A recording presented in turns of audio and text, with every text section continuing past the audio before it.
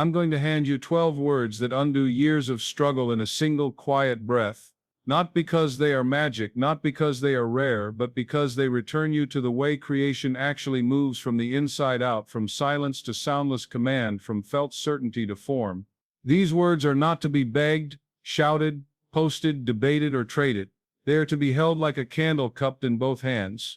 You speak them only in the temple of your own awareness, and you tell no one. That is the condition. That is the seal that keeps their voltage intact. If every technique has left you tired, if every affirmation felt like arguing with your own mind, if you have waited for signs that never came, this is your turning. After tonight you won't be waiting, you'll be claiming. Joseph Murphy taught a practical mysticism. Your subconscious accepts the feeling of your words as law, not the volume, not the eloquence, not the drama, the feeling. When feeling and word agree, manifestation does not crawl toward you, the world reorganizes around you. Most people pray out loud to convince themselves. The hidden prayer works the opposite way. You descend below the noise into the quiet where the subconscious listens and obeys. You will learn the 12, the rhythm that carries them, the gates of time that multiply them, the inner altar where they belong, and why telling no one protects their charge. Before we begin, make a private vow in your chest. I am ready to receive in silence. Breathe once like you mean it. Good. Now we start.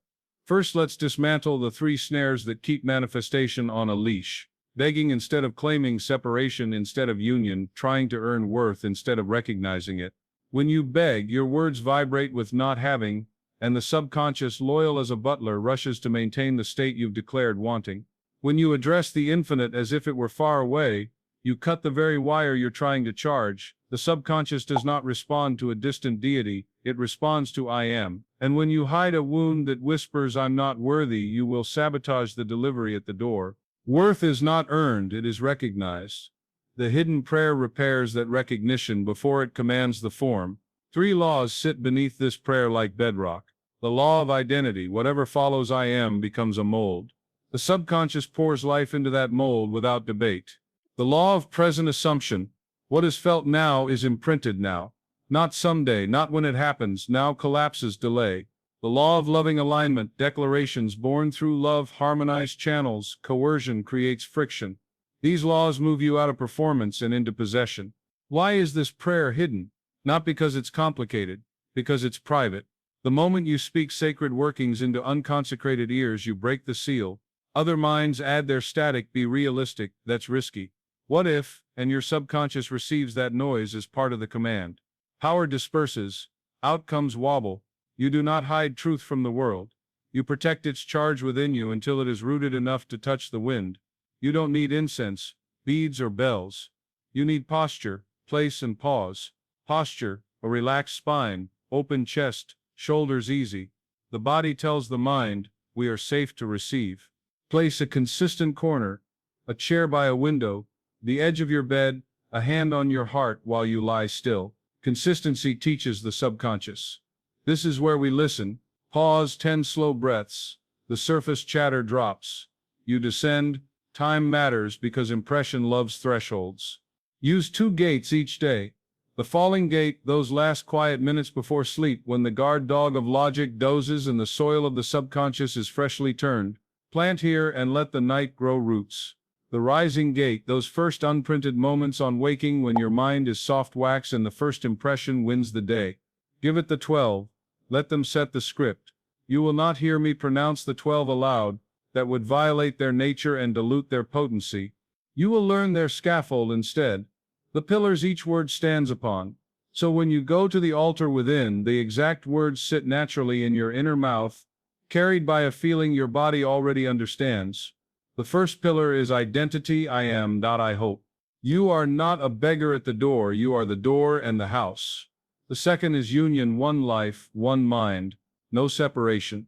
Creator and created are one current expressing.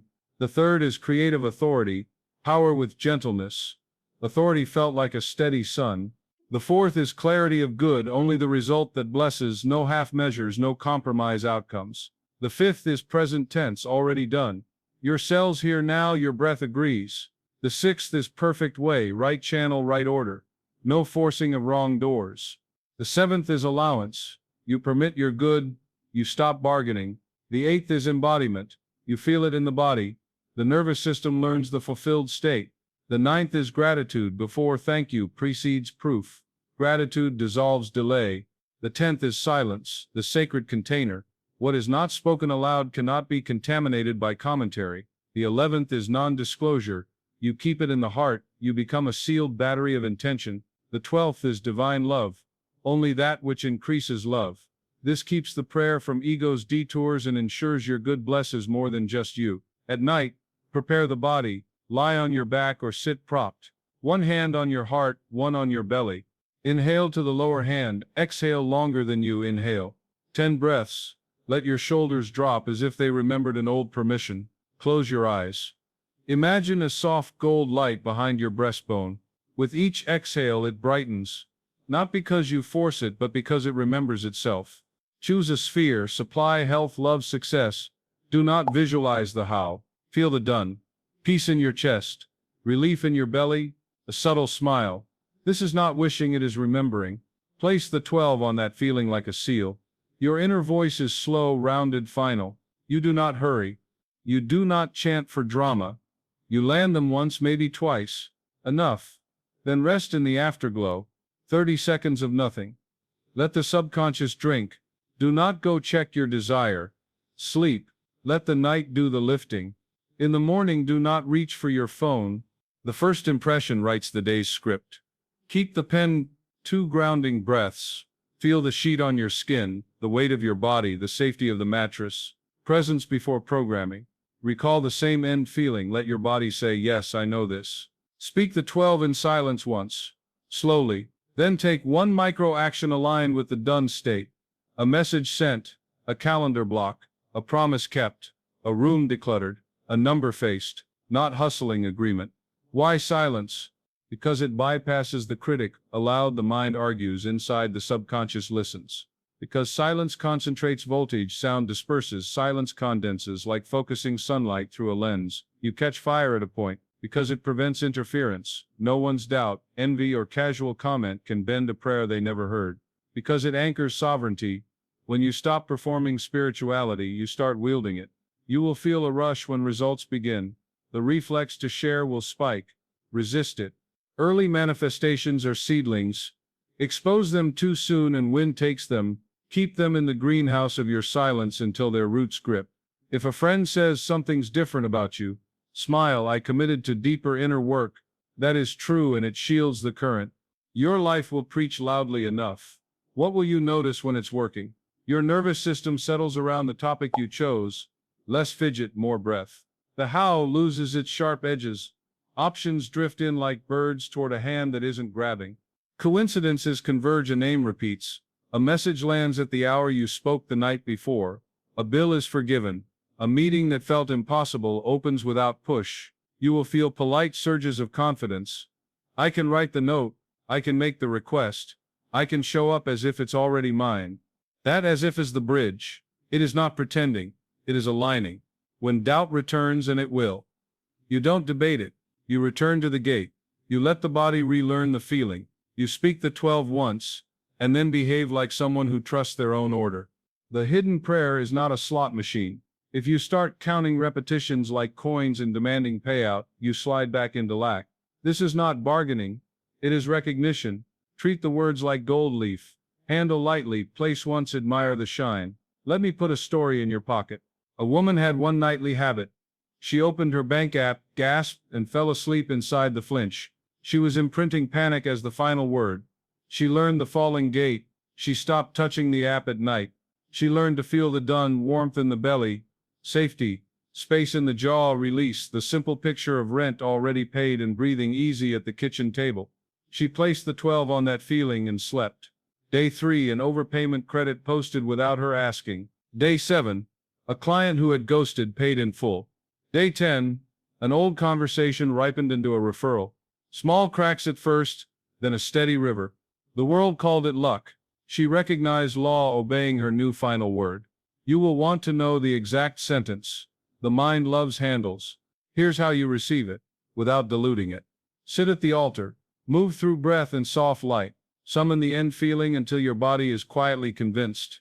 Now allow a single compact sentence to form in your inner mouth, no more than 12 simple words, each resting on the pillars you've rehearsed: identity, union, authority, clear, good, now, perfect way, allowance, embodiment, gratitude before silence, non-disclosure, divine love. You will feel when a word is ornamental, it won't carry current. You will feel when a word is right, your breath settles as you think it, lock it in. That single inner sentence is yours. Guard it, never speak it aloud, never type it, never fragment it, never test it in conversation. Keep it in the heart, like a bright coin. There are specialized variations the mind will be tempted to craft. Resist the urge to tinker with wording. You do not change the 12. You change the feeling state you bring to them. For supply, first inhabit sufficiency. Picture the bill already stamped. Paid, feel the gentle ease of giving without second guessing. Let your shoulders rest as if gravity has become kind. Place the 12 there. For health, inhabit wholeness. Feel your breath move like silk through the ribs. The skin humming with quiet electricity. The organ that concerned you functioning in a calm rhythm. Place the 12 there. For love, inhabit companionship, the warmth of being understood, the easy laughter in a kitchen, the relief of not performing. Place the 12 there. The words do not chase outcomes, the words seal states. There is a 24-hour evidence rule, not as a deadline but as a lens. Within a day of faithful practice, look for the first sprout, not the full tree. A conversation that softens, an unexpected courtesy, a fee waived, a hint of the right name, a lightness where there has been pressure. Evidence may be tiny. Do not insult it by calling it coincidence. Thank it. Gratitude before is gratitude during and gratitude after. The subconscious registers thanks as instruction, more like this. You will encounter 3 thieves. The first is measurement. Is it working yet? The clock is a poor prophet. Return to the gate.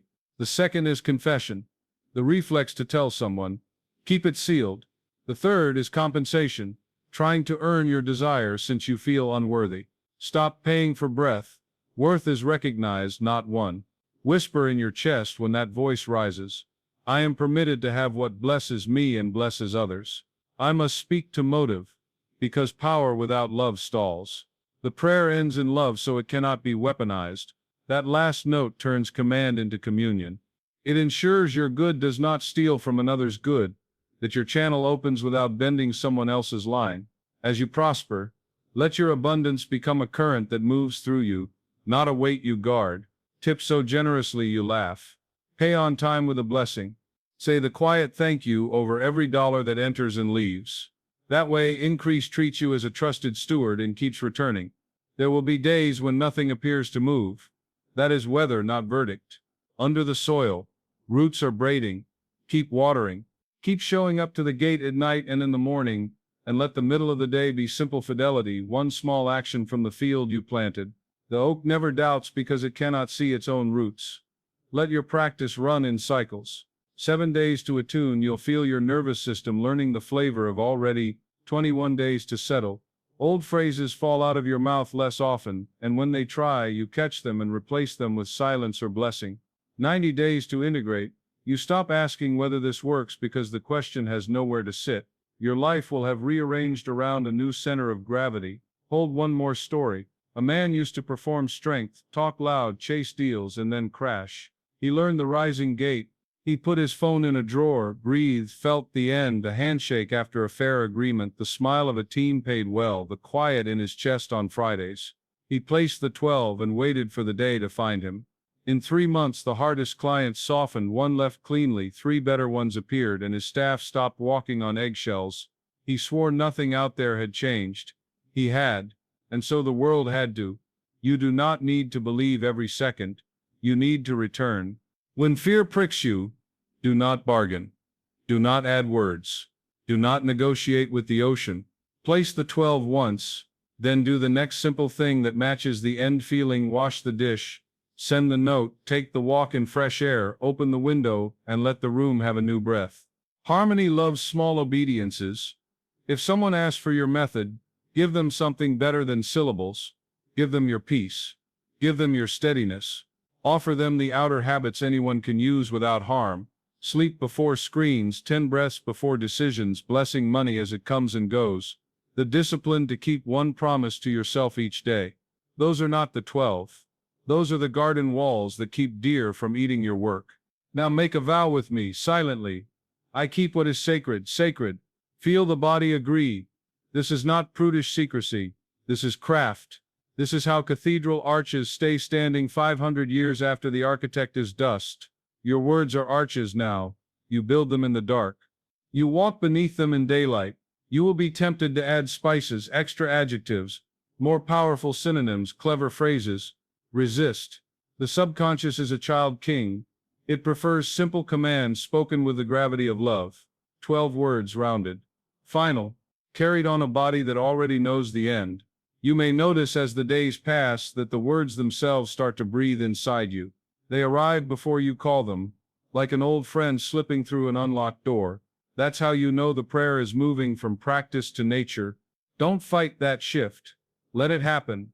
When a gardener finally tastes fruit from a tree she planted, she doesn't keep digging at the roots. She tends the branches, waters gently, protects from frost. Do the same with your own unfolding, and yet don't turn these 12 into a rigid idol. Their strength is not in superstition but in alignment. If you ever miss a dawn or a dusk, smile at yourself, return at the next gate. The subconscious doesn't punish. It records. It listens for the tone you hold most often. Hold the tone of certainty more than the tone of doubt, and the ledger will tilt toward your favor. Another secret waits for you in the quiet spaces between repetitions, the art of living as if the prayer is already answered. That doesn't mean pretending or forcing a grin over an ache. It means letting small choices echo the reality you have declared. If you've sealed wealth, handle today's coins with dignity. If you've sealed love, speak to strangers with the courtesy you expect from intimacy. If you've sealed health, treat the body as a trusted partner, not an enemy to battle. Every act becomes a vote for the world you are calling forth. There will be seasons where nothing appears to happen, where the earth above your seed looks flat and silent. Remember, the dark is where roots learn to hold. A farmer doesn't uproot seedlings each morning to check their progress. She waters, she waits, she trusts the law of growth. Keep your practice steady through stillness, and you'll find that the harvest often comes suddenly, as though the universe had been preparing a surprise behind the curtain. Sometimes you will meet people whose energy feels sharp, quick to judge or pry. Guard your silence with kindness. A simple smile, a gentle change of subject, is enough. You owe no explanations. Your transformation will speak louder than any defense. As your results grow, you may discover that your calm unnerves those who cling to struggle. Bless them inwardly, and stay rooted in your own center. The prayer is not a performance. It is a covenant between you and the infinite. In time, gratitude will become less an act and more an atmosphere. You'll catch yourself saying thank you for an empty room, for a breath, for a path you haven't walked yet. That is a sign the soil of your subconscious has become rich. Gratitude is the moisture that keeps the seed alive while you wait. Keep it flowing. Whisper thanks in the car, in line at the market, before you answer the phone. Quiet gratitude is a silent partner to the 12. When the first true harvest arrives, the call, the opportunity, the clear bill of health, the companion whose eyes feel like home, receive it softly. Don't rush to dissect or justify. Don't scramble to tell the story. Let the gift land. Sit with it as you sat with the prayer, still, receptive, thankful. The more gently you welcome manifestations, the easier they return. Life likes to place treasures where hands are calm. As mastery deepens, you may sense a new responsibility to let your prosperity, your healing, your peace spill into service. This doesn't require grand gestures. Sometimes it's as simple as lifting the weight off someone's afternoon, a kind word, an anonymous gift, a patient ear. Manifestations born through love want to multiply love. When you allow your good to nourish others, you become a clear channel through which more can flow. And if ever you wonder whether you deserve this ease, remember, existence itself is proof of permission. You did not audition to breathe or to watch sunlight scatter across a wall. These things arrived with your being. The same source that keeps your heart beating without effort is the source that answers through your 12 words. All that's asked is that you meet that source halfway, with stillness, with faith, with a willingness to hold your treasure quietly until it is strong enough to shine. As you continue, you'll start to notice a subtle rhythm threading through your days. It might show up as a gentle nudge toward a new street, a sudden memory of someone you haven't spoken to in years, a quiet pull to rearrange a room or clear a drawer. Don't brush these aside as random impulses. They are small invitations from the same intelligence that receives your 12 words. Follow them without drama. Let them guide you to the next patch of fertile ground.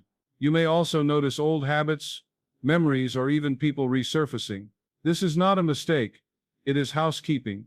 When a room fills with fresh air, the dust that has been hiding in the corners becomes visible. Meet these echoes with patience. If an old fear knocks, greet it like an outdated guest, thank it for its service, show it to the door, and return to your present vow. The words are not just shaping the future, they are clearing the corridors through which that future will walk. Another layer of this practice is how you speak when you're not using the 12. Watch the language you offer to ordinary moments. Avoid the temptation to curse your work, mock your body, or gossip about lack. Each careless sentence is a tiny withdrawal from the account you are building in silence. Instead, choose speech that respects your path, not sugary or forced, simply aligned. I'm learning, I'm building, I'm grateful are quiet bridges between your spoken life and your hidden prayer, and keep tending the body that carries the words. A tired, overworked vessel will muffle their echo. Rest, movement, wholesome food, enough water, sunlight on your face, these are not luxuries, they are part of the altar on which you lay your sentences. A clear mind, a calm nervous system, an open heart, these allow the prayer to saturate every cell, making you a living amplifier for its message. There may come a morning when you wake and the words arrive before your eyes are fully open. They hum at the edge of waking, as if they were waiting all night for permission to step into daylight. That is a sign you are close to merging with the current they carry. From that point, you won't need to push or coax, you will simply let them speak themselves through you, like breath, like heartbeat, natural, constant. And yet, even at this depth, humility matters. Don't boast about your unfolding. Don't parade results like trophies. Miracles bruise when handled roughly. Protect your garden from the harshness of premature applause. When people ask what changed, let them feel it in the way you move, in the steadiness of your gaze, in the patience with which you listen. The finest testimony is a life quietly flowering. There will also be moments of test, times when appearances seem to contradict your quiet work. Bills may arrive, an argument may flare, a door may close. See these as the training weights of manifestation. They are not evidence of failure. They are invitations to hold the note a little longer, to anchor trust beyond appearances. Speak the words inwardly with extra care on those days, and remind yourself the field is rearranging itself, even if I can't yet see the new shape. With practice, a calm confidence will start to replace the old urge to chase or prove. You'll learn to let results come at their own pace. You'll savor the waiting instead of resenting it, because you will feel the pulse of creation beneath the surface. This serenity is not passivity, it is the posture of one who knows the harvest is secure. As this awareness ripens, you might sense that the prayer isn't only for your personal story, it whispers about something wider, the possibility that each person who remembers their creative source becomes a small lantern in a world often dimmed by hurry and noise. Your silence, your steady wealth of peace, becomes a gift to everyone you meet. Without speeches, without persuasion, you remind others of their own untouched reservoir of power. Let that awareness deepen your respect for this simple, potent sequence of words. They are not a charm to bend life to your whims. They are an instrument that tunes you to a larger harmony. Use them with tenderness. Use them with awe, and use them with the quiet certainty that every time you repeat them, you are chiseling away at the stone that has hidden your own brilliance. There's another piece that rarely gets mentioned, yet it quietly decides whether your prayer grows or withers. Your sense of play. Too many seekers carry their practices like heavy stones. They tense their jaw, tighten their breath, and try to force the sacred to obey a schedule. But creation is alive, and it loves a light touch. When you recite the 12 words in silence, imagine a child skipping pebbles across a calm lake, serious enough to aim, free enough to laugh when the pebble dances or sinks. That innocence keeps the channel open. You might also explore pairing the words with movement. Some people like to sit perfectly still. Others find that a slow walk, a gentle sway, or even tracing the words with an unseen finger in the air, helps them root the prayer deeper. The key is not theatrics but embodiment, allowing the meaning of the words to settle into bone and breath. Keep a small journal nearby, even if you never plan to show it to anyone. After speaking the words, jot down a single sentence about how you feel or what you noticed. Don't analyze. Just note lighter, calm, an idea for work, sudden memory of grandma. Over weeks, you'll see patterns emerge, evidence that the soil is stirring beneath the surface. If discouragement visits, and at some point it will, meet it with the same gentleness you give to the prayer. Discouragement is often just a sign that old stories are leaving. They will try to make a final case for themselves. You're wasting time, this is foolish. Nothing's happening. Let them talk. Then smile, breathe, and return to your quiet vow. The words do not require you to be flawless. They only ask that you keep the door open. As your trust deepens, you may begin to notice subtle shifts in how people respond to you. Conversations soften. Strangers smile. Opportunities arrive without fanfare. Even your body may feel lighter, as though carrying less invisible weight. These are not coincidences, they're ripples from the core of stillness you're building. A heart aligned with its own creative source becomes magnetic, and the world rearranges itself to greet it. Remember, too, that these words are not meant to lock you inside yourself. They prepare you to walk out into the day with a steadier gaze. After your practice, step into the world slowly, as if you're carrying a vessel filled to the brim. Keep your shoulders low, your breath wide, your pace unhurried. Let the calm you've cultivated spill into ordinary tasks, making coffee, driving, answering emails. This is how the prayer stops being a moment and becomes a way of inhabiting life. There's a secret sweetness in keeping a part of this journey private, not from shame or secrecy for its own sake, but from respect. Imagine planting a seed. You wouldn't dig it up every few hours to check its roots. You'd water it, shield it from storms, and let the earth work. In the same way, protect your practice from the curiosity of others. Let results speak for themselves. Silence is the richest soil for a newborn intention. Over time, the words may start to blur into pure feeling. You'll catch yourself pausing during the day, in a queue, on a bus, between tasks, and sensing the quiet echo of their meaning without even forming syllables. That's a sign the prayer is no longer something you do, but something you are. Don't rush that moment. Let it arrive in its own season. And always remember, the world you see is often a delayed mirror of what you've been speaking in secret. Give it time to catch up. Keep offering the same steady signal even when appearances suggest otherwise. The oak tree doesn't panic if its acorns take months to sprout. It knows growth is underway whether or not the soil shows evidence. If you ever feel overwhelmed by how much power rests in a few quiet syllables, return to gratitude. Whisper a simple thank you into the silence before you begin. Gratitude is the lamp that lights the path, reminding you that this practice is a privilege, not a chore. Gratitude steadies the hand that holds the chisel, shaping your future. Above all, allow joy to mingle with discipline. Smile at the absurdity that something so soft could alter the course of your life. That smile is part of the medicine. It keeps you supple, able to bend with the winds of change rather than snapping under their force. Seriousness may start the journey, but joy will help you finish it.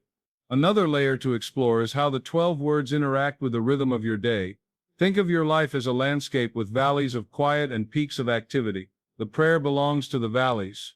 Each time you choose to speak it, morning before the rush, evening before sleep, or during those in-between pauses, you're planting banners of calm in the midst of noise. The more you place them, the more the whole terrain of your life begins to rearrange itself around serenity. You may notice that after a few weeks of faithful practice, old habits start to lose their grip. Worries that once claimed your attention for hours now dissolve in minutes. Arguments lose their heat. Even cravings for approval, for control, for constant stimulation seem less urgent. This isn't repression, it's replacement. The space once filled by tension is being quietly claimed by a new authority inside you. It can help to pair the words with the simplest breath. Before beginning, inhale slowly, letting your ribs widen like doors. Hold the air for a heartbeat, just enough to remind yourself of the sacredness of this moment. Then let the breath fall out, carrying with it anything that doesn't belong in this sanctuary. Only then invite the words to rise inside you. Breath, silence, words, 3 movements of the same song.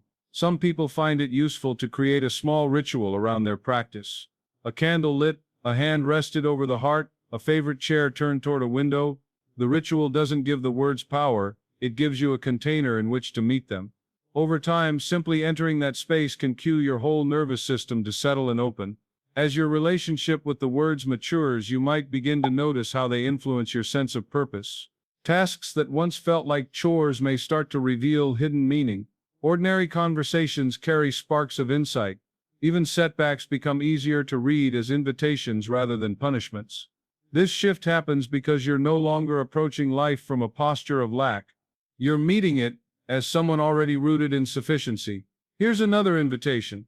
Whenever you finish the silent recitation, give yourself a minute to look outward, at a tree, a wall, a cup of tea, anything nearby, and see it as if for the first time. Let the stillness you've cultivated tint your perception. That simple act teaches the body that prayer isn't a bubble separate from reality, it's a lens that clarifies it. And don't underestimate the power of gentleness toward yourself if you skip a day or feel distracted during practice. Consistency matters, yes, but rigidity suffocates. If you forget, simply return. If the mind wanders, guide it home without scolding. The very quality you're trying to invite, abundance, flow, trust, is nurtured by kindness, not by harsh discipline. As weeks become months, you'll discover that the prayer doesn't just bring things to you, it draws out qualities already present but long hidden. Courage, patience, creative brilliance, compassion for people you once found difficult. These gifts are not rewards for doing it right. They're the natural blossoming of a heart aligned with its own source. It's also wise to balance inward focus with outward service. When you act generously, volunteer, or simply offer a listening ear, you create channels through which the good you've called forth can circulate. Wealth, in any form, thrives when it moves. Let kindness, time, or resources flow where they're needed. Each gesture keeps the current clear and strong. Finally, keep reminding yourself that the goal is not to master a technique but to inhabit a truth. You are not separate from the life you long for. The prayer is training you to remember this every day, to live as someone who already belongs in a generous universe. As that knowing deepens, the gap between wishing and receiving begins to disappear. Life starts meeting you halfway, then more than halfway, until it feels as though you and creation are walking hand in hand. One of the quiet miracles you may discover as you live with the 12 words is how they start to surface in the very moments you most need them. You could be standing in a grocery line, or waiting for an email that carries big news, or sitting in traffic while the clock moves faster than you want. Suddenly, without effort, the words arise inside you like a steady hand on your shoulder. They remind you that you are not trapped in circumstances, you're standing inside a field of possibility. I once spoke with a woman named Clara, who had practiced the prayer every dawn for 60 days.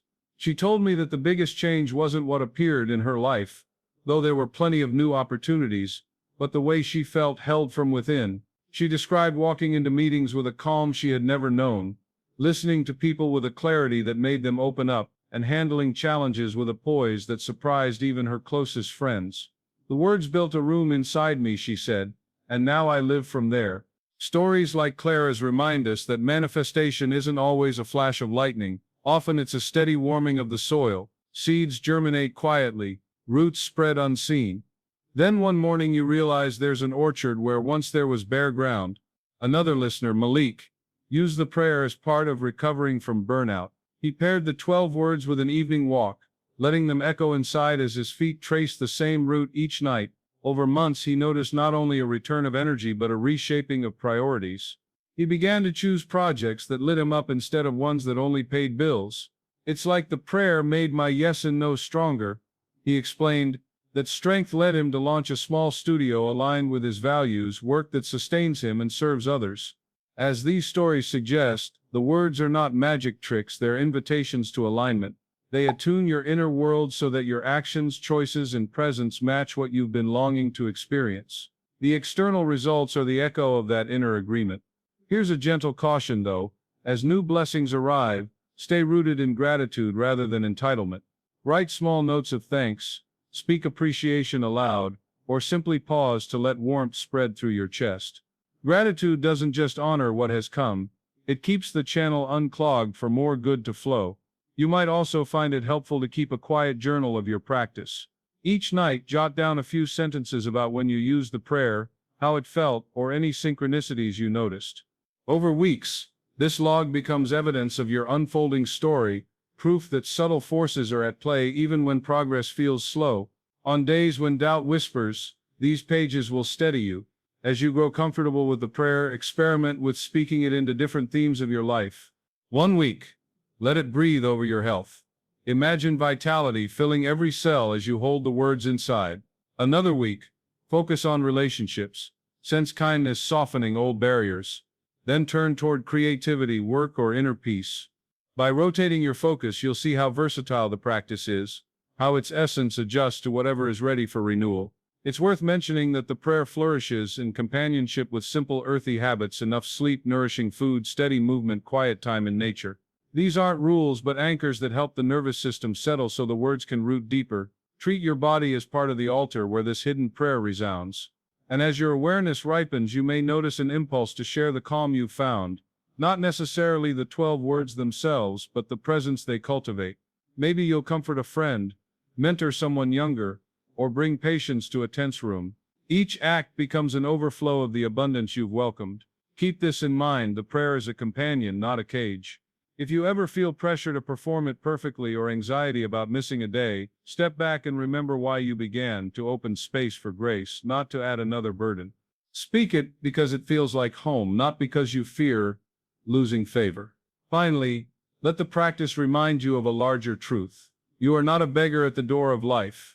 You're an heir invited to sit at the table of creation.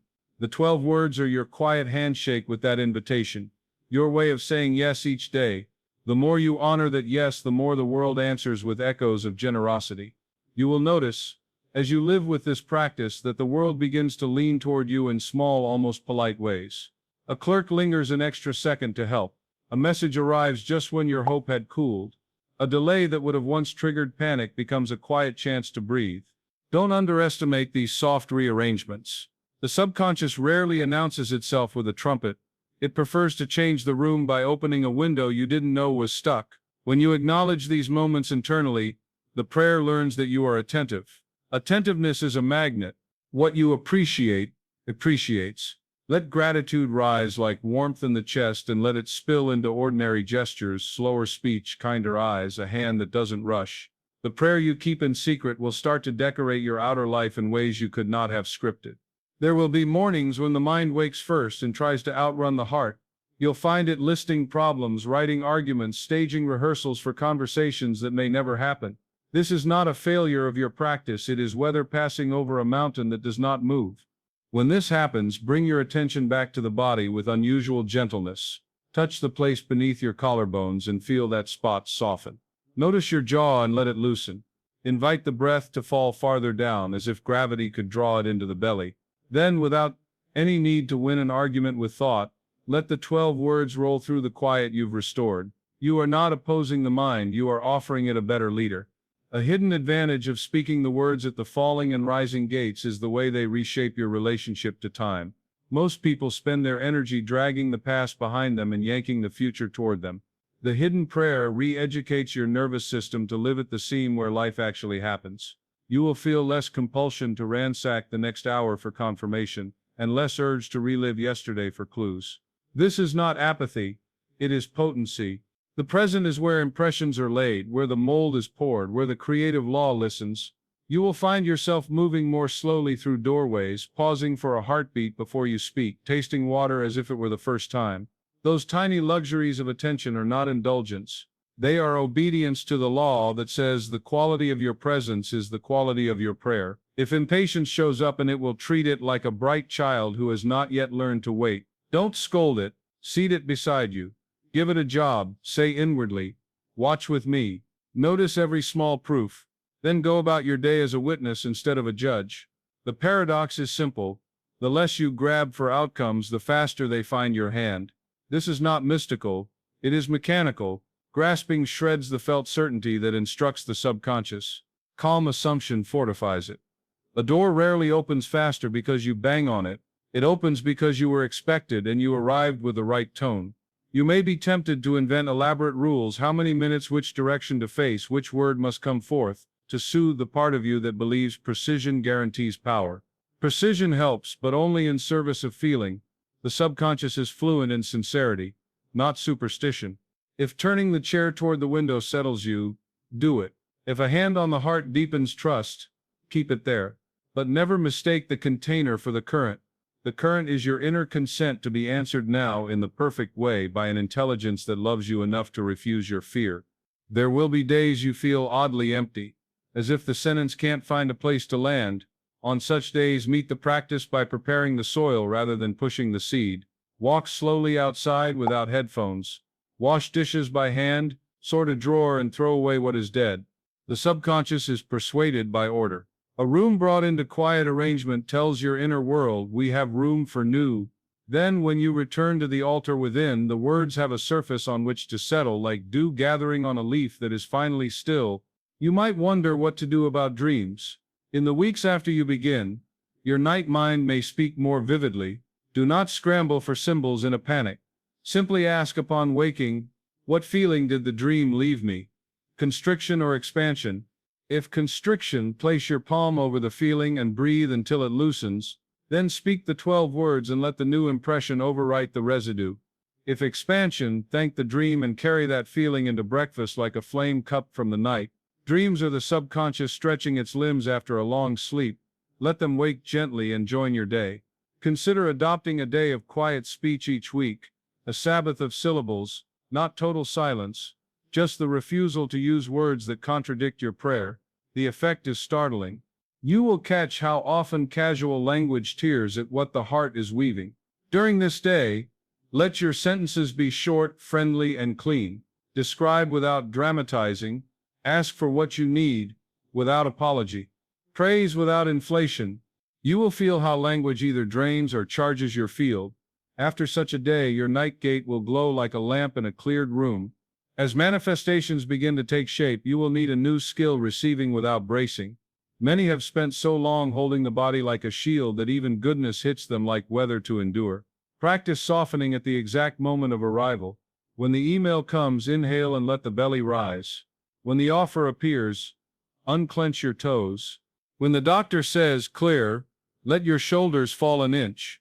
This is how you teach the nervous system that answered prayer is safe. Safety is the doorway through which more enters. There is an ethical jewel set inside this practice through love. Keep polishing it. If at any point you sense the words curdling into manipulation of circumstances, of people, of outcomes, stop, clean the altar. Remember that everything you truly want is some form of love in disguise: relief, connection, freedom, expression, contribution. When your motive is simple and generous, channels open with less friction.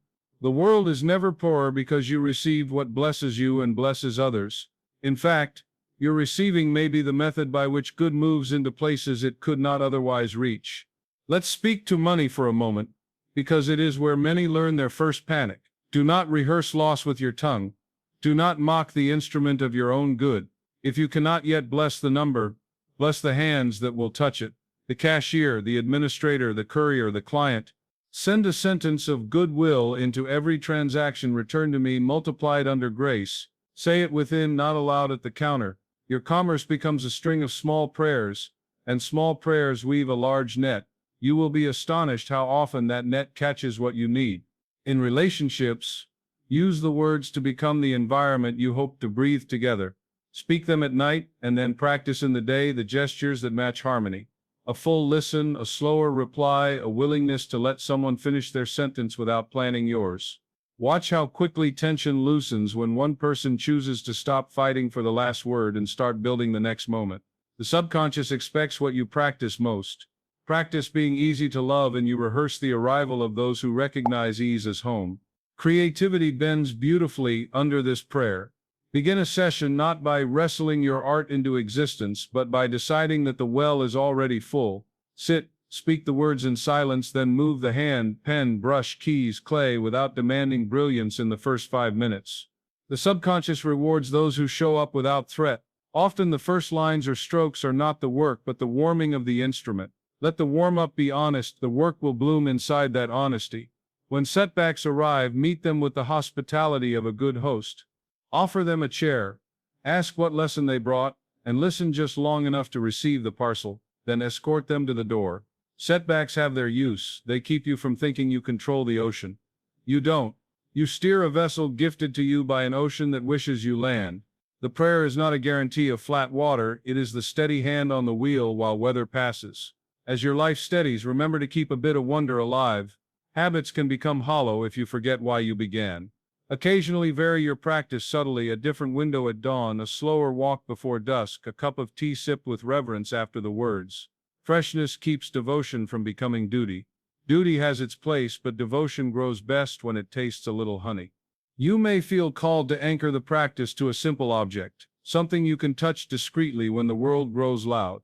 A plain ring, a smooth stone in your pocket, a piece of ribbon tied inside a coat. When your fingers meet it, let the body remember the texture of your altar at home. A talisman contains no power of its own. It is a bell you can ring in public to recall the private cathedral in which you trained your breath to pray. If someone close to you struggles and you ache to share the exact words, remember the covenant of secrecy. You can still help, without breaking the seal. Sit with them without trying to fix. Hold their hand if it is welcomed. Lend them your calm as if you were loaning a warm coat. After you part, go to your altar and place their name, not their storyline, in your heart. Speak your sentence in silence with the intention that love arrange what you cannot. The greatest aid you give is the shape your presence takes after prayer, patient, generous, unthreatened. Let's return to the mechanics. Because the mind loves to understand. What you are doing twice a day is offering the subconscious an image felt as fact and sealing that image with a sentence that contains identity, timing, method, and motive. Identity, I am timing now. Method, perfect way. Motive, love. When those four are present, the subconscious acts like a builder who finally received architectural drawings that fit the land. It begins without complaint. If you meddle daily with the design out of fear, you send the crew home early and wonder why the house isn't rising. Write the plan once, then let the workers work. There will be a point when you forget to worry. It will feel strange, like walking without a familiar limp. Do not go looking for the limp, because you miss its company. Let ease be your new shape. People may comment that you seem different, that something in your face has opened. This is not a mask. It is your natural countenance returning after years of squinting against imaginary wind. Keep your eyes soft. The horizon will come closer. On the 90th day or the 100th, or some morning far sooner, you may sit at the edge of your bed and realize you have become someone who expects good. This expectation is not arrogance, it is cooperation with a universe that has been trying to deliver to your address for years. You finally answered the door without suspicion. Keep answering. Some deliveries are daily bread, some are furniture, some are the unexpected letter that changes your season. Receive them all with the same quiet bow. If numbness ever dulls your enthusiasm, the human heart tires even of sweetness. Let service refresh you. Take your calm into places that forgot theirs. Read to a child, carry a bag for an elder, pay for the coffee of the person behind you, and tell no one. Service restores circulation. Circulation tells the subconscious you trust supply. Trust triggers return. Return repeated becomes abundance that does not make noise about itself. When you travel, take the altar with you. A hotel room becomes a sanctuary with the placement of a scarf on a desk, a cup turned upside down to hold a small sprig of green, a chair angled deliberately toward morning light. Your practice is not a house you have to leave behind. It's a way of sitting in any house. Speak the words into unfamiliar ceilings. The subconscious does not lose its coordinates. It knows you by the tone, not the address. Eventually, the prayer will begin to edit your choices before you make them. You will feel a pressure in the chest when something is wrong for you, a quiet expansion when it is right. You will send fewer frantic messages, cancel fewer promises you made out of anxiety, chase fewer mirages. The world will call this maturity. You will know it as agreement between word and life. The sweetest part of this maturity is the gentleness it gives you for those who are still learning. You are there. You will remember. You will refuse superiority. You will offer your ease like water. If illness has shadowed you, let the words become a warm bath rather than a weapon. Invite the body into partnership. Thank it for carrying you this far. Ask it what it needs, then be brave enough to give it. Speak the sentence and imagine each cell hearing good news. A body that feels believed tends to believe in its own repairs. Praise every incremental improvement. Quietly celebrate ordinary utility. Stairs climbed without pain, a night slept through, a laugh that didn't cost you breath. These are not small, they are the kingdom returning room by room. If work has become a field of thorns, let the prayer turn it back into soil. Don't attempt at first to move mountains overnight. Bring order to a desk, honor to a task, honesty to a deadline. Stop promising what burns you out. Stop apologizing for needing space to think. Speak the sentence, and then ask a simple question. What would a person who has already received their good do with the next hour? Do that without flourish. The hour after that will often reveal itself. Be careful with entertainment in the hour after practice. You are impressionable at the edges of day. Choose music that calms, words that don't sneer, images that don't teach you to fear yourself. This isn't prudishness, it's hygiene. You do not invite strangers into your kitchen while bread is rising. The loaf remembers the draft. Protect the rise. And if you ask, will I always need the 12? The kindest answer is this: you will need them until you don't. One day you will realize that the sentence has dissolved into a posture. You will know what to do, because you are what you say. At that point, your practice becomes a way of being with no edges. Keep the words as a ritual of gratitude if you wish, like lighting a candle in a room that is already bright, less for illumination, more for devotion. Until that day, let the structure serve you, twice a day. Breath, soft light in the chest, end feeling. 12 words in silence, a minute of afterglow, then one act in agreement. No bargaining, no bargaining, no public performance, no explaining to those who cannot hear your music yet. Demonstrate instead. The world loves results. Results born in love, teach without speeches. There is a moment I wish for you, and it often arrives unexpectedly. You will be walking home or rinsing a cup or sitting on a bench waiting for nothing in particular, and you will feel a bell ring somewhere deep without sound. No words, just a certainty that cannot be argued with. You are held, you are guided, you are provided for. When that moment comes, do nothing extraordinary. Breathe, smile where no one sees. Go on with your simple task. The prayer has done its highest work. It has turned you from a seeker into a finder, from a guest into a host, from a voice that pleads into a voice that blesses. Keep going. Tonight, place the sentence once and sleep as if the world were busy arranging chairs for your arrival in the morning. Tomorrow, wake as if the letter has already been mailed and is on its way. Walk like a person who trusts that the door will open because it belongs to them. And when it does, let your first act be a quiet thank you to the silence that taught you how to knock.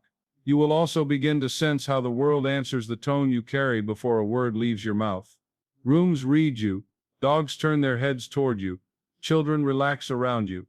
Not because you are louder or more impressive, but because your nervous system has learned the language of sufficiency. The hidden prayer teaches this fluency without demanding a show. You walk more slowly across thresholds, and doors that once resisted now open because you no longer strike them with frantic hands. Your life, even on ordinary Tuesdays, starts to feel like a house that remembers where the light switches are. Dusk becomes a friend. Dawn becomes a mentor. At the hinges of the day, you discover that your awareness is wide and soft, ready to be imprinted. If the mind arrives fidgeting, let it fidget in a corner while you prepare the table. Set the plate of breath, pour a glass of quiet, invite the body to sit. Then serve the 12 words in silence as if they were warm bread you baked yourself. The body recognizes food made with patience. It receives, it digests, it carries the nourishment into every cell without further instruction. When you feel tempted to rush the process, remember how the sea makes a shore. No single wave achieves it. The shore appears because the sea keeps arriving with the same devotion. Your practice is the tide. Arrive, arrive again. Let doubt throw its stones if it must. The tide simply covers them with the next kiss of water. What you repeat with love becomes you. There will be days when the field suddenly bursts. A message lands that would have rewritten last year, if you'd received it then. An invitation arrives from a name you whispered to no one. A test returns with the word normal, where a shadow once lived. On those days, resist the urge to announce your joy before your breath has touched it. Sit with the news like a letter from an old friend you thought you'd lost. Read it twice. Thank it 3 times. File it in the heart first. Share later if you must, and even then let the wonder be larger than the words. You may also meet the opposite. A day of accident, a phone call that turns the air cold, a plan undone by weather or by someone else's storm. Make a small covenant with yourself before those days come. Promise that you will not abandon the altar when life shouts. Promise that you will give yourself 90 seconds to feel the first wave pass, that you will rinse your wrists in cool water, that you will place a hand over the sternum and let one slow exhale instruct your body that you are still held. Then, in that tiny pocket where calm peeks through, offer the 12 words once without bargaining. The prayer is not a lever to control the world. It is the rope you hold while the river runs high. As your results accumulate, the most elegant danger is pride. Pride wants to publish what should remain private. It wants to trade the coin of silence for a handful of applause. Smile at this impulse the way you'd smile at a puppy bringing you a shoe. It means well. It has not yet learned the value of the thing it's carrying. Teach it gently. Put the shoe back. Stroke its head. Throw a ball instead. Pride calms when you give it a task. Let it collect evidence quietly in your journal. Let it build a list of thank yous. Let it plan a secret generosity no one will trace to you. If you notice that you have become touchy or brittle, that you flinch when a plan shifts, check your ratio of stillness to noise. Too much input frays the edges of the container you're trying to keep sacred. Give yourself a small fast from hurry. Turn the volume down on the day. Walk without earbuds. Drive without talk. Fold clothes with both hands and no screen. The subconscious listens most closely when you stop yelling at it with every glowing rectangle you own. People will start to treat you according to the script your body broadcasts. When your shoulders square softly, when your words slow, when your eyes meet theirs without hunger, they feel safe to tell you the truth. Truth is the most valuable currency in any relationship. Let the prayer make you wealthy in truth. It will cost you a few habits, interrupting, proving, rescuing, but the return is astonishing. Respect without effort, closeness without chasing, love without performance. You may inherit vows you never meant to take, quiet promises made in childhood to stay small so others feel tall, to be the watcher while others take the stage, to refuse ease because someone taught you that earned pain is holier than given grace. When these vows surface, witness them like old contracts pulled from a drawer. Read them aloud in your mind. Feel how your body tightens around each clause. Then imagine a fountain pen in your hand. Sign your name once across the old signature and write, void by truth. The body needs ceremony to release what it once accepted to survive. The hidden prayer is the new contract. It cannot cohabitate long with oaths of deprivation. Ancestral patterns may visit through stories told at tables or phrases repeated like slogans. Bless your line. Keep what is gold, courage, humor, the stubborn will to see another morning. Lay down what is stone, cynicism, martyrhood, the superstition that love only follows suffering. You honor your people best by becoming the one who lets the river run clear again. Let the prayer do that work in your blood while you sleep. The words you don't speak become the climate in which you live. That is why secrecy matters. But secrecy does not mean isolation. It means choosing companions who do not demand access to your roots while you are still becoming a tree. Seek 1 or 2 souls who understand how to protect a tender thing. They need not know the 12. They only need to know how to hold silence with you without filling it with fear. On certain evenings you might feel an ache to be useful beyond your own walls. Let that ache guide you toward simple service. The prayer multiplies when it circulates as kindness. Send an anonymous gift to someone you know is tired. Fix something small without telling the person you fixed it for. Leave a note that says nothing more than, "You are seen." Your generosity is not a down payment for more miracles, it is participation in the flow that sustains you. Water keeps itself fresh by moving. If anxiety spikes around money, change your physical choreography with it. Stand up when you look at a bill, put your feet flat, soften your jaw, breathe before you open the envelope. Bless the number before you count it. If you pay, bless the hands that will receive it. If you are paid, bless the hands that sent it. You are training your body to associate exchange with safety instead of alarm. Safety is the gate through which larger sums enjoy walking. If you are creating, writing, composing, building, let the prayer govern your studio. Begin sessions with a sweep, literal or energetic. Sit until the restless part of you tires itself out. Place the 12 words across the blank page in silence, then give yourself permission to make work that nobody sees for the first 20 minutes. Those first pages or sketches are where the sediment settles, where the water clears. The good line, the clean phrase, the true shape usually steps forward after you have demonstrated that you can work without drama. There will be a morning when you find yourself smiling for no particular reason at a bus stop or over a sink full of plates. That unprovoked smile is a sign of structural change. It means your inner scaffolding has been replaced with beams that don't creak. Do not demand from that moment a reason. Let it be proof that your baseline has moved. The new normal is not a spike of ecstasy. It is a steady hum of okayness that allows real joy to visit without breaking the furniture. If grief enters as it does for every breathing thing, bring the prayer to it the way you bring a warm blanket to a shivering friend. Do not try to outchant sorrow. Sit beside it. Put one hand on your chest and one on your belly and breathe as if you were holding a child who has cried to sleep. When the wave lets you move, speak the 12 within and ask for only what love can give. Meaning in the middle, presence at the edges, a ritual for the hands to do while the heart repairs. Grief is not an enemy of manifestation. It is proof that you loved. Let love have the last word quietly, as you always do. If you catch yourself wanting to optimize the sentence every week to polish it until it shines like a coin no one wants to spend, stop. The subconscious obeys simplicity paired with certainty. Complex phrasing pleases the clever part of you but confuses the builder. Keep the syllables plain. Keep the cadence kind. Keep the motive clean. Wanting what blesses you and blesses others is holiness enough. When you feel the pull to compare your path to someone else's, put the phone down and put your feet on the floor. Wiggle your toes in your shoes. Find 5 objects in the room with straight lines, then 5 with curves. Name 3 sounds you can hear that you were ignoring. Come back to your life. It is the only place your prayer is effective. Comparison wastes sacred wattage. You will need that power for your own turning. Travel seasons will test your fidelity. Airports, strange beds, the throb of other people's agendas all can scatter the sense of home you've been building. This is when a tiny altar in a small bag becomes priceless. A scarf, a stone, a folded page, a photograph of something rooted. Unpack them first. Face them toward dawn. Speak your words in silence over them, and let your hotel room remember that it's a temporary temple. If someone mocks your calm, take it as confirmation that you have changed. The world sometimes teases what it secretly envies. Do not teach by arguing. Teach by not abandoning your peace. Longevity is the loudest sermon. When months pass and your steadiness holds, even the most sarcastic watcher will soften around the edges. They may never say so. They don't have to. Your life is a lighthouse, not a lecture. As for wonder, keep a stash. Wonder is tinder. Without it, the fire goes out.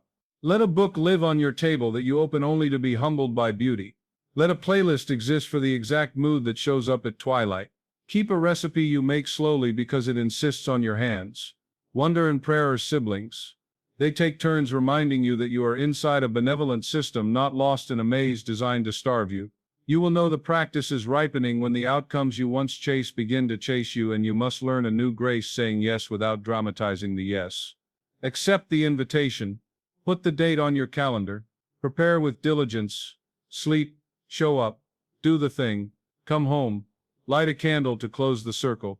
The more ordinary you make the reception of extraordinary good, the more often extraordinary good finds you available. You may also wake one day to a desire to simplify.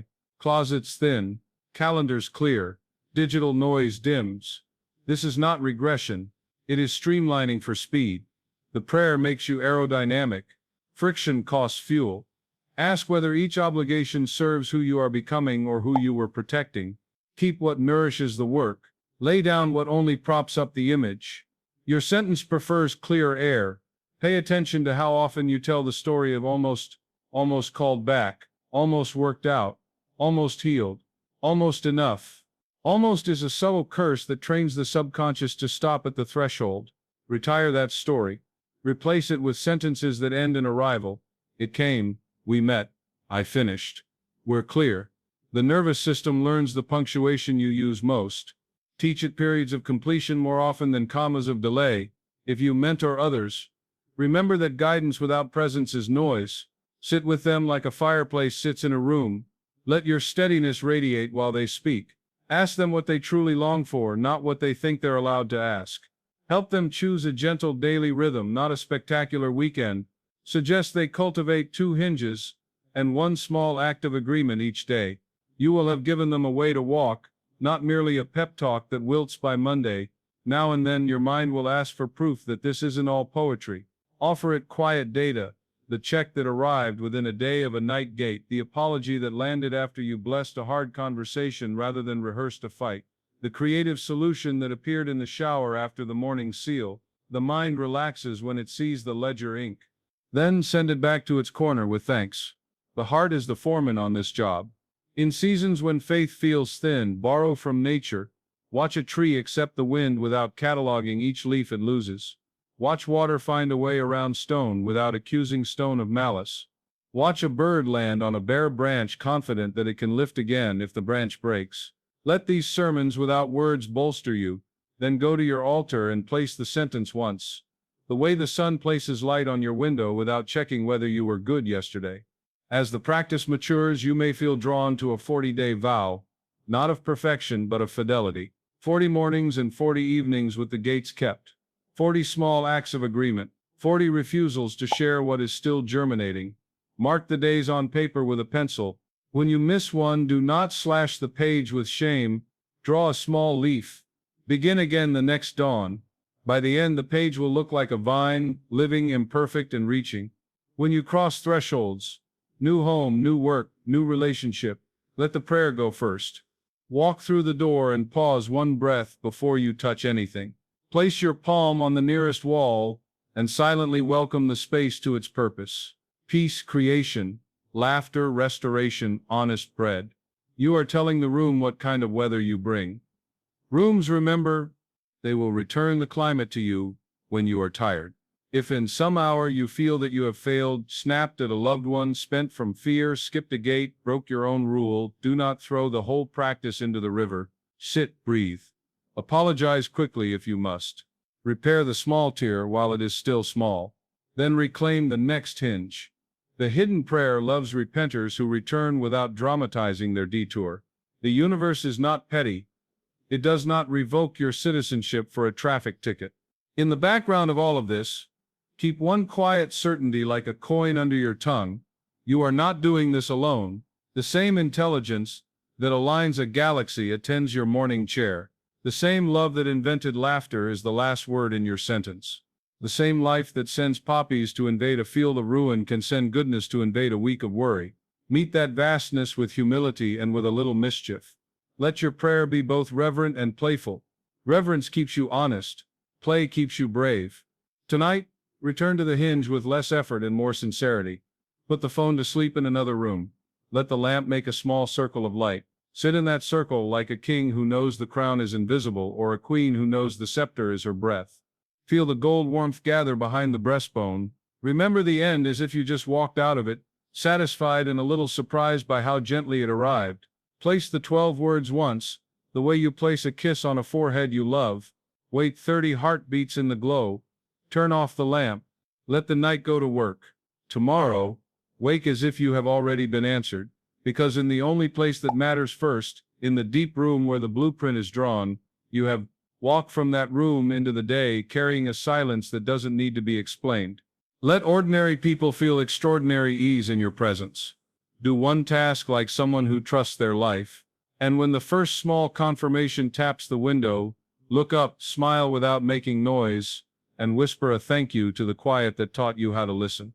If you're ready, we can keep opening new chambers, bringing this atmosphere into conflict resolution, into parenting, into leadership, into healing old shame, or we can linger here a while longer, letting the practice root until it holds you without effort.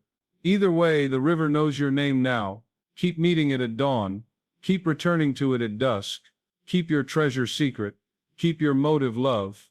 And keep walking like someone who lives in a friendly universe that has finally learned how to reach you because you have finally learned how to be reached.